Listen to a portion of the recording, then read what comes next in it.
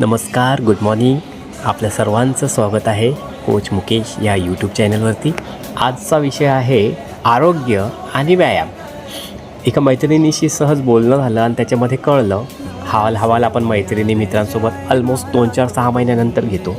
तर असं कळलं की तिला स्लीप डिस्क असं ती बोलली, पण डिस्क स्लीप नसता ते प्रेशराईज होणं, जे आपल्या गाद्या आहेत त्या, असं काहीतरी प्रकार तिच्याबरोबर घडला. आता तिच्या मनात आलं आहे की आपण योगासन सुरू करावं. तर मग महत्त्वाचं काय आहे, आपण आजारी पडणं आणि त्याच्यानंतर आपल्याला अद्दल घडणं महत्त्वाचं आहे का आजारी पडू नये त्यामुळे आपण काहीतरी प्रिकॉशनरी ॲक्शन्स किंवा काळजी घेणं गरजेचं आहे, हे प्रत्येकानं ठरवणं आत्ताच नितांत गरजेचं आहे. आजच्या धकाधकीच्या जीवनामध्ये व्यायाम हा एकमात्र उपाय आहे आपल्याला फिट तंदुरुस्त ठेवण्यासाठी. त्यासह योग्य आहार असणं तेवढंच गरजेचं आहे. मैत्रिणीला मार्गदर्शन करण्यासाठी मी आहेच. आपण कधी सुरू करतात नक्की सांगा.